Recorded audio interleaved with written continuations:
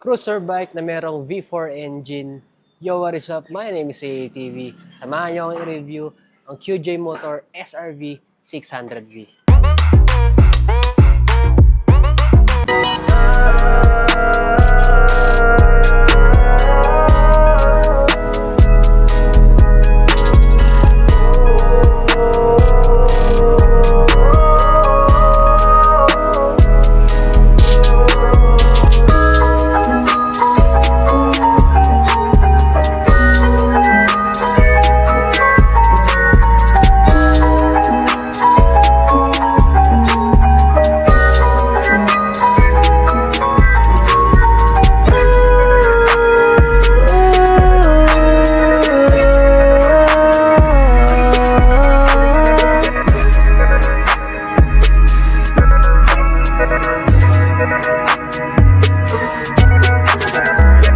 Siyempre gaya ng dati, simulan natin ang review natin dito sa makina niya.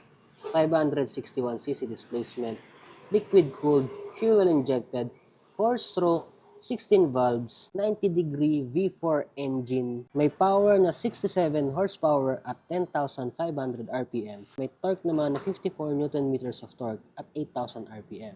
May seat height na 720 mm. May fuel tank capacity na 16.5 liters at mabibili niyo siya sa halagang 388,000 pesos only. Guys, iba ang V4 sa inline 4. Sa inline 4 makikita nyo, di ba, nandito yung makina niya. Tapos yung apat na headers niya, lahat nandyan. Papunta doon sa pinaka-exhaust niya. Ito, dalawa dito, kabilaan yan. Plus, dito din. Kita niya papunta dito sa kabila. Yan. Bale, parang apat yung pinaka-exhaust niya. Sa kabila. Para sa front tire natin, meron tayong 130/90 rim 16, 320mm disc brake, QJ motor na caliper, 41mm upside down front shock na ang brand ay Marzocchi. Maganda-gandang suspension yung nilagay nila dito. Sa mga nakakaalam, si Marzocchi ay ginamit niya ng mga kilalang European brand. May mahaba tayong front fender hanggang dito sa likod. By stock, meron na tayong radiator guard. Grabe lang ng radiator nyo. Kung gusto mo mag-refill ng radiator, nandito sa taas. Madali lang siyang i-access. Meron tayong reflector dito. May mga ilang chrome parts siya. Meron dito sa kabila. Ganun din. Meron tayong emblem ni QJ Motor. Foot peg na naka-forward siya. Kasi kung titignan nyo, ito yung foot peg nyo, then yung upuan nyo nandun. Bumagay din yung kulay na ginawa nila dito. Bali, tatlong kulay siya. Meron tayong black, merong silver, tsaka tong bronze. Nga pala guys, itong ginawa nila dito, para siyang, alam niyo yung fiber. Ganun yung itsura niya yun. Para sa exhaust niya, makikita niyo dyan, meron na siyang guard. Ito yung pinakabakal niya. Dito sa kabila, ganun din. Dito meron tayong 2 layers ng heat guard. Isa, tapos ito, dalawa. Pillion foot peg, medyo mahaba-haba. Para naman dito sa likod, meron tayong stock tire na 180/65 rim 16. Dual ABS na yan. Harap at likod meron tayo. 260mm na disc brake. Ang suspension natin sa likod, dalawa yan. Hindi siya naka-monoshock. Iba kasi di ba makikita nyo, nandiyan na sa likod. Ito ay stock, wala siyang fender dito. Tire hugger na siya yung kasama niya. SRV 600V na sticker lang. Nga pala guys, ito ay belt drive. Ito naman itsura ng engine niya sa kabila. Pati dito may design din, oh. Akala ko dumi. Meron tayong USB at Type-C charging port. Still. Para naman sa upuan, meron tayong 2-piece seat na merong stitching na puti. And yan, may mga design siya. Hindi ganun kalambot yung upuan niya, lalo na dito sa pillion. Pero pwede na, hindi naman siya din sobrang tigas. Para mabuksan natin yung upuan, kailangan mo lang susiyan dito sa gilid, tapos angat mo pa. Yan. As usual, no, wala tayong mailalagay dito sa mga big bike talaga, or kahit hindi naman big bike, basta sa mga naked, sa mga underbone, halos wala naman tayo talaga na ilalagay sa mga underseat nila. Matatanggal to, kailangan mo lang tanggalin to. Para matanggal tong upuan na nasa likod, kailangan mo lang din tanggalin tong dalawa na to. Pagdating sa tangke, Grabe, ang macho. Ang laking tignan. Yung sinasabi ko doon kanina sa may bandang radiator niya, ganun din dito. Para siyang fiber.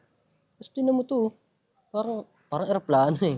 Buksan mo siya, susiyan mo lang siya dito. Ganun lang siya kadali. Gaya lang din ng ibang motor. Punta naman tayo dito sa panel niya. QJ Motor. TFT display na siya, guys. Nakikita mo dito ang gear indicator ng iyong tachometer, speedometer. Meron siyang TPMS. Yan o. Nakita mo dyan, left, front, tapos rear. Nakikita mo dito ang fuel gauge, ABS indicator, signal indicators, makikita mo din dyan. Sa ibabaw, nandyan yung clock. Para mapunta tayo sa menu, kailangan mo lang pindutin tong enter. Yan. Nakita mo dyan yung interface, clock, brightness, unit, language, at information. Meron tayong mobile Bluetooth, TPMS, TCS. Simulan natin syempre dito sa interface. Tignan natin kung anong meron siya. Oh, so napapalitan natin yung nakikita mo dyan sa mismong panel mo. Ngayon yung kanina. Yan. Auto. Okay. Para siyang automatic pagka maliwanag. Yan, yung puti. Then pagka naggabi na, para siyang nagda-dark mode. Next, yung clock. Brightness up to 5 levels. Auto na lang din natin. Unit, alam na natin yan. Huwag na natin galawin. Language, alam na rin natin yan. Information, mobile Bluetooth. TPMS, yes, nakikita din natin dyan. Pressure unit, bar, PSI, KPA. Yan, hindi natin baguhin. Balik natin kung ano yung kanina. Exit, TCS, traction control. Pwede natin patayin dyan. Pwede rin dito. So yun lang naman, exit na natin. Pakita ko sa inyo, to the left handlebar, nandito ang hazard button. Yan, makikita nyo dyan, lumalabas dyan. Busina, kasama ng hazard button. Medyo kakaiba no? High beam, low beam, passing light. Ito pa isang kakaiba sa kanya, yung hazard button niya. Di ba usually mga ginagamit nating motor, kailangan mong iganon o dalayin sa kanan kung magkisignal ka pa kanan. Ito, pipindutin mo. Yan. Para mamatay, kailangan mo lang ulit pindutin yung kaliwa. Chrome na clutch lever, hindi po siya adjustable. Dito naman sa kanan, nandito ang traction control button para mamatay siya. I think kailangan mo lang pindutin yun. Nawala yun nandun. Para buhayin, hold ulit natin. Kill switch niya, ito. At yung kanina na enter and select button, nandyan siya. Brake lever na chrome din. Stock bar and side mirror. Susian nga pala natin guys ay nandito sa ibabaw. Hindi ko nabanggit kanina, adjustable ang ating front suspension. Para sa headlight niya, ganito ang itsura niya. Yan, nakikita niyo yung tatlo na yan. Lahat yan, LED na. Pati itong turning signals niya. Para siyang MDL eh. Ganito itsura niya pag naka-high beam. Ayaw. Yan. Yan. Yan, pag naka-high beam, kapag ka naman naka-hazard ay... Saan ba hazard nito? Ito. Hindi alam. Yan. Sa likod, hindi ko pala napakita sa inyo, no?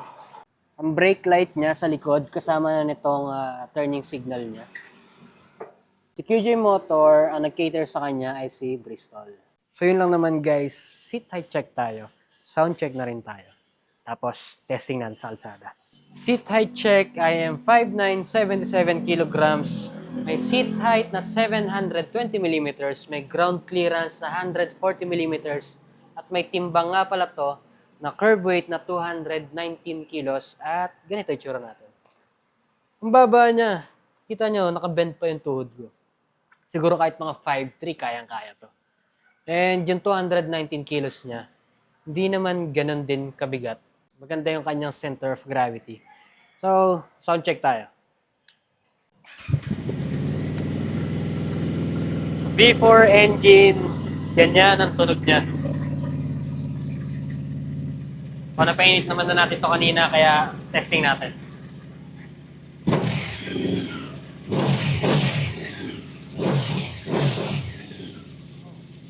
So, nangyayari, parang bumibitaw siya. Hanggang 5K RPM lang siya, pero nga. Pakita ko sa inyo. Ayan o. Hindi siya nag-redline, sumasagat lang siya doon. Yan, nag-bis lang tayo. Gusto ko lang pala muna din ipakita sa inyo yung susi nito. QJ Motor. Yan. So, tara, biyahe tayo. So, body position natin, very upright ang ating position, no? Nabanggit ko din kanina, dahil nasa cruiser bike tayo, medyo naka-forward ang paa natin. Pero yung katawan natin, sobrang relax naman din. Kung napansin nyo, itong si SRV 600V, meron siyang hawig sa Harley Nightster. O hindi lang basta ginaya ni QJ Motor si Harley. Talagang nagkaroon sila dati ng parang collaboration. Ito pala isang hindi ko nabanggit kanina. Ito ang kanyang grip. Yan. Stock to. Meron din siya nakalagay na QJ Motor. Oo, yan. Kung nakikita nyo. 219 kilos pero hindi mo ramdam yung bigat eh. Napapakinggan mo ang bigat pero pagdala mo na, hindi siya ganun kabigat. Maganda yung center of gravity niya. Gusto ko malaman dito kung mainit ba yung motor. Sa singitan, feeling ko hindi ganun kadali. Siguro sakto lang kasi ang haba ng handlebar niya eh. Testing agad tayo sa stretch. Tahan na natin.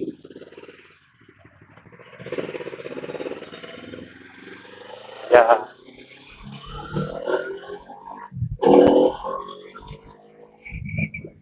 Ganda ng tunog. Ewan ko lang kung dinig dito sa camera natin. Ang ganda. Ang responsive din. Testing tayo saglit dito sa stretch. Maiksi lang to. Subukan natin.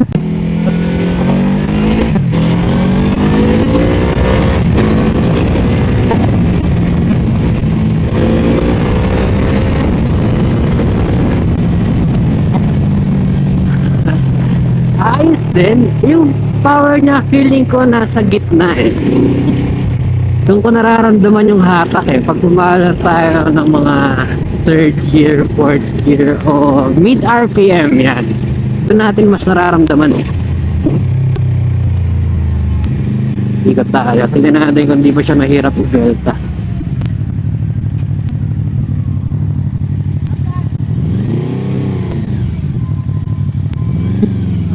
Hindi naman. Hindi maramdam yung bigat niya. So pa, testing ulit.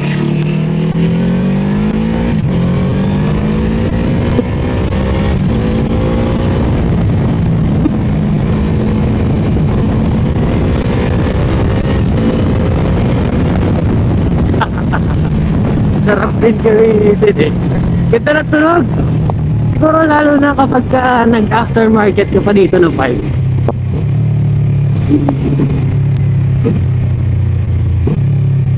Oh. Sarap ng tunog eh. Yung mga ginagawa ng mga China bikes ngayon, papunta na sa pagkarobot yung mga itsura eh. Yung mga itsura ng yung mga headlight, tapos ang high-tech ng motor. Ang mga nagustuhan ko dito, yung TPMS niya. Hindi lahat ng motor merong ganun eh. At least dito, nakikita mo yung sitwasyon ng gulong mo. Kung malambot ba, masyadong mataas yung naikarga mo, hindi mo na kailangan mag-check mano-mano. Well, mararamdaman mo naman yun. Pero para sa mga hindi ganun ka-eksperyensado na rider, hindi nila masyadong mararamdaman. Mababa siya, tsaka 219 kilos, pero hindi siya mahirap iliko. Nakakatuwa yung response ng throttle niya. Oh. Okay. Ay, tunog, pakinggan nyo.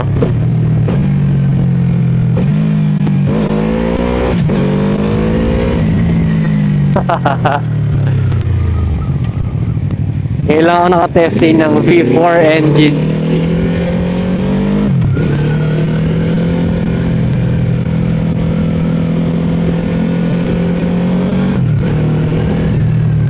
Yung kanina, di ba, nung nagsa-sound check tayo, kung napansin nyo, pagdating ng mga 5K, 6K RPM, parang nagli-limit na agad siya. Sobrang bata pa ng motor na to. 1.5K lang ang auto. Feeling ko, meron ka pang kailangan ipaayos sa kasa. Meron kasi mga ganun eh. Pag bago pa lang, may limit pa yung motor mo. Hanggang ilang RPM lang. Ito na. Pag tumigil, nararamdaman ko na yung init dito banda. Pero pag naandar, hindi naman. Yan, dito kabila. Pero mas mainit yung sa kanan. Mas ramdam ko. Macho talaga ng tangke niya, oh. Tignan mo, oh. Ito, oh. Fiber. Pag nakaganito, para siyang eroplano eh. Pero pag binaliktad mo na, para siyang ano, yung mga toro. Yan ang itsura niya eh. Siguro mas maganda kung yung ignition key, hindi dyan nila nilagay. Siguro mas maganda kung dito rin sa gilid, no? Para mas malinis tignan yung cockpit natin, di ba? Kaya pala naka-forward yung foot peg natin. Kasi mainit dito banda sa likuran. Gloves natin, sira na. Okay, matagal ko na to hindi nagamit eh. Gloves ko to nung Rebel pa. Unang-unang big bike pa natin. Gamit kasi ni tatay ngayon yung F900R. So, siya nagamit ng gloves. Kaya pa tayo na biyahe, hindi pala nakalak tong helmet natin. Itong motor na to, ayaw nang mabagal ang takbuhan. Sumisingaw yung init. Init dito sa sa ilalim. Expect nyo na guys na ang mga expressway legal bike, karamihan talaga dyan mainit kasi malalaki ang makina. Kahit na 400cc pa yan. Kahit na single cylinder pa yan. By the way guys, itong tangke natin, metal to. Fiber. And then ito ay plastic. Nabihay tayo, bukas pala yung zipper natin. Aray ko! Yung iba dito, ginagawa nilang GP shift yung cambio. Yun yung pabaliktad. Pag ginapaka mo, tumataas, upshift siya. Pag sinungkit mo, nagda-downshift, mas komportable daw para sa kanila yung gano'n. Meron lang akong isang napansin sa preno niya. Tingnan nyo. Pag nag-front brake tayo, parang nagjo-jerk yung motor. Ayun, no? Yung hawak naman natin, yung piga naman natin, hindi naman natin ginaganon. Isa pa. Front and rear brake. Alam yung pakiramdam ng pag gumana yung ABS mo. Ganun yung pakiramdam. Kahit mabagal lang yan. So yun lang naman, balik na tayo dito. Nga pala guys, bago natin tapusin tong video na to, gusto ko lang isingit, baka naghahanap kayo ng mga classic scooters yan, Royal Alloy. Pwede nyo akong bisitahin dito. Ako mismo mag-a-assist sa inyo. Search na lang M5 Metro Hub. Dito yan sa Tropical Avenue, BF International, Las Piñas City. Yan yung mga stock natin. So yun lang po. Maraming salamat sa pagpapahiram ng motor na to kay Sir Carlo Bernardo. Maraming salamat. Grabe. Ang ganda tumunog ng V4 engine. Macho ng motor nyo. Maraming salamat. Kung nagustuhan nyo itong video na to, please don't forget to subscribe, leave a like and comment, share this video, and ring the notification bell. Kita-kits, susunod na biyahe. Baka makasama natin to. Malay nyo.